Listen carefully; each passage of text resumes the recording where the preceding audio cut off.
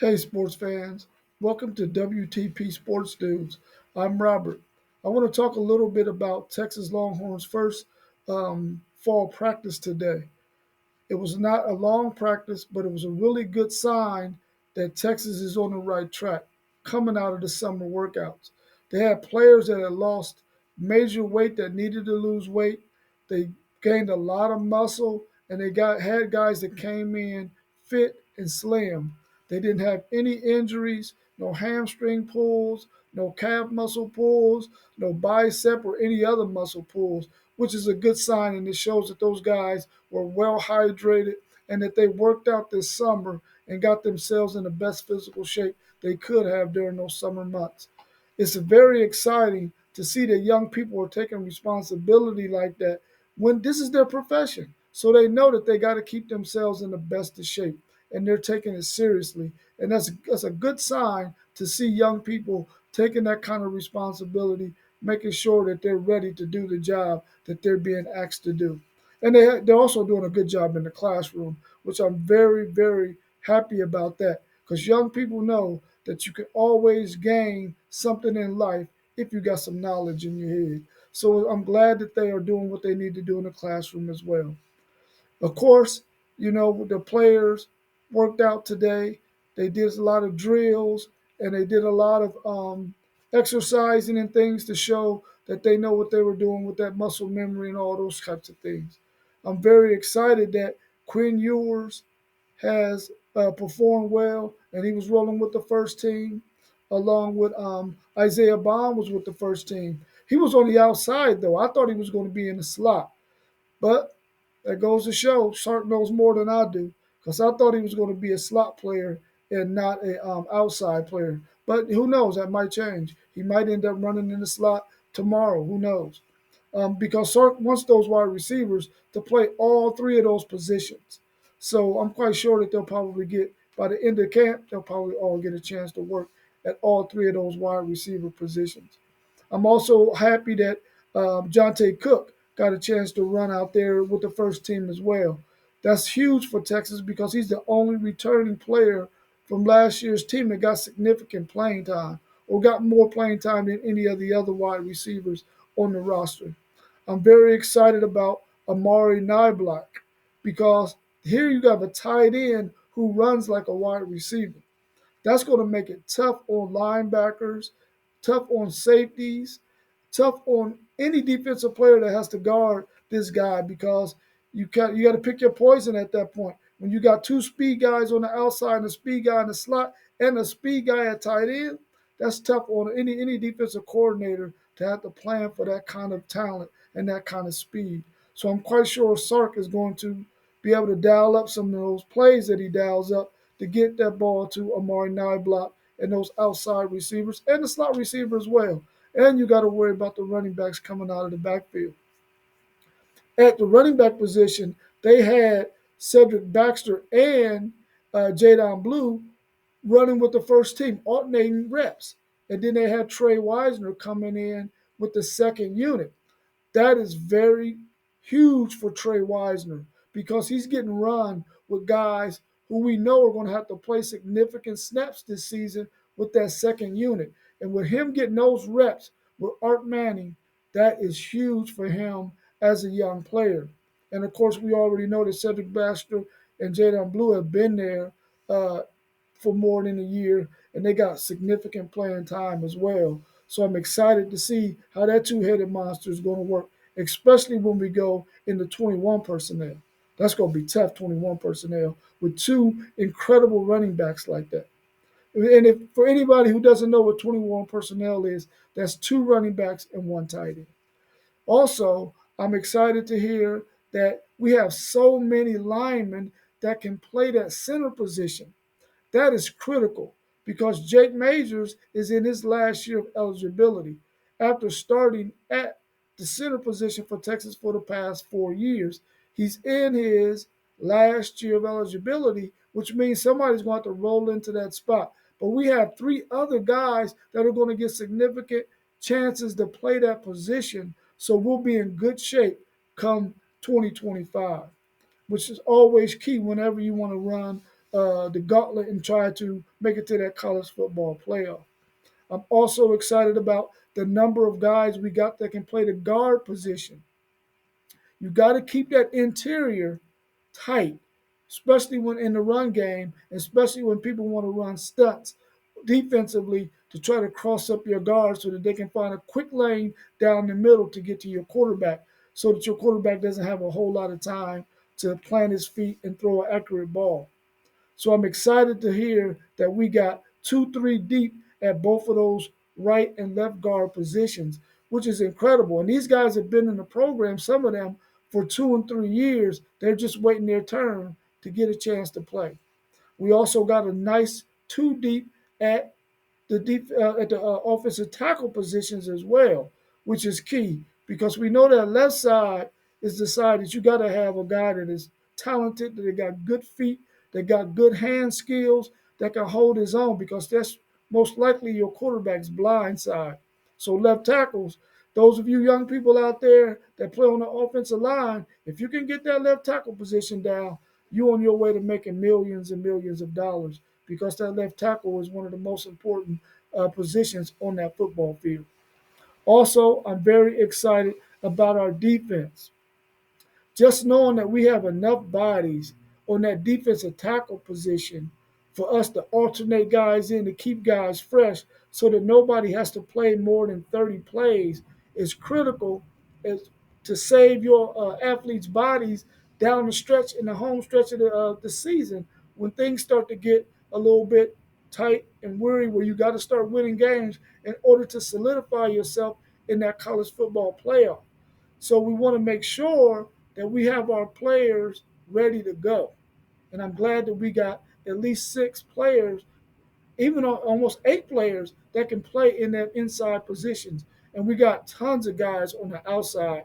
That was one of the positions that Texas was having trouble recruiting the past few years was defensive ends, guys who can come off that edge.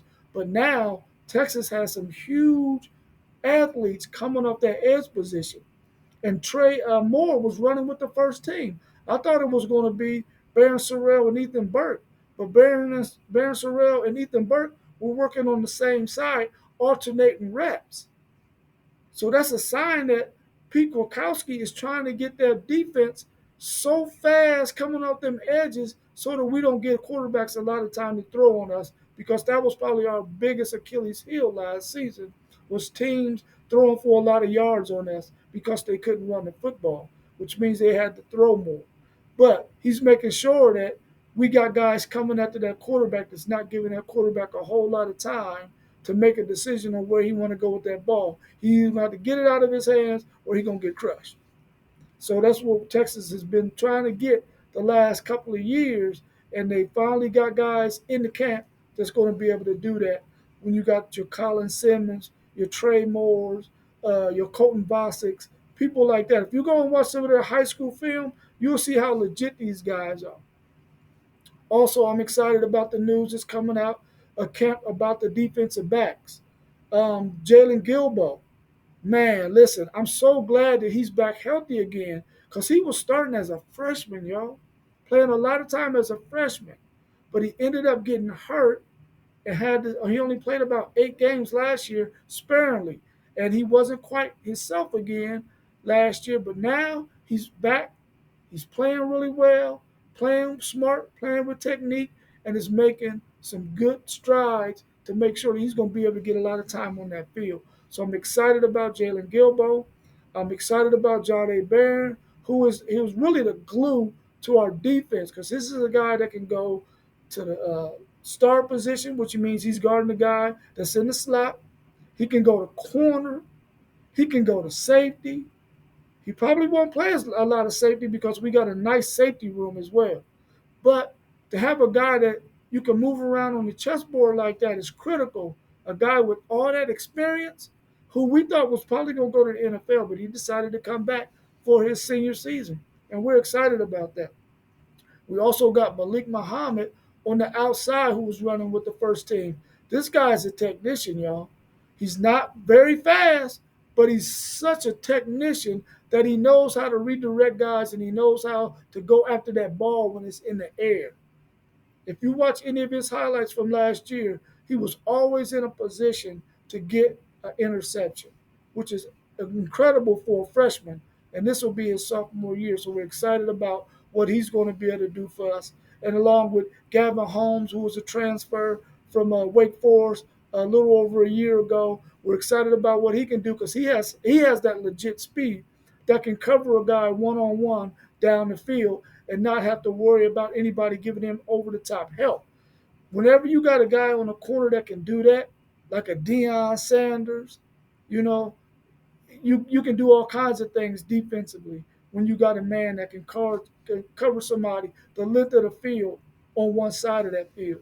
So we're excited about Galvin Holmes. We're excited about Andrew Makuba. We're excited about Derek Williams at the safety positions. Those two guys are awesome at what they do. The length that Derek Williams has makes it very difficult for quarterbacks to throw the ball over the top of a guy with that kind of a length and that kind of speed. And Andrew Makuba is one of those guys who's played 3 years in the ACC at Clemson. Started as a freshman, was a freshman All American, which lets you know he can play some ball. Because you know it got crazy speed in the ACC. With your Floridas, your Miamis, your Clemsons, teams of that nature. So this guy can really play. He has a lot of experience. So we're looking forward to seeing what he does for the Texas Longhorns this year. So that's all I had about Texas and this first day of fall practice. The next thing I want to talk about is I've been talking to some of my friends trying to set up a time for them to come on and be on the show and talk about their team and talk about what they think their team is going to look like, their needs, their strengths, their weaknesses, what they think the coaching staff is going to be able to do with the talent that they have on the team, what they predict their record is going to be, who they going to beat, and who they think they might lose to, and what they got to do to keep from losing any games. So I'm anxious to hear from my friends to see what they got about their team, to see their what excites them about their team, to see what they might be worried about their team. All of those kinds of things that you want to know about your friends and their team and what they think this season might turn out to be like. So I'm working on that. I've talked to Carl. He's willing to come on and do a show with me. I've talked to Onion. He's willing to come on and do a show with me. And I talked to my nephew Trey. He's ready to come on and do a show with me. Now, when Trey get on, I know Trey gonna be talking crazy because he's a Longhorn hater, which is cool. He's still upset about Texas beating his USC Trojans back in 2005, 2006. So I'm like, come on, man. Let that go, bro. Let that go. That's over with. Come on the show, hang out with your uncle, and let's just have a good discussion. So hopefully, if you're hearing this right now and you want to come on the show, let me know so that way we can schedule it, get everything worked out so that we can have you on the show and we can talk ball. So with that being said, make sure that if you are not on YouTube or signed into YouTube, sign into YouTube so that way you can like, subscribe, hit the bell to get notifications. If you're not signed into YouTube with your email and a password or whatever it is that they require you to have to be on YouTube, you're not going to be able to subscribe to the videos. You're not going to be able to like the videos. You'll be able to see them, but you won't be able to do all those other things that you need to do that benefits you when you're on YouTube. So please do that so that you can be able to like, subscribe, and hit the bell so that you can get notifications whenever we drop a video. That's all I have for you for tonight. And as always, welcome.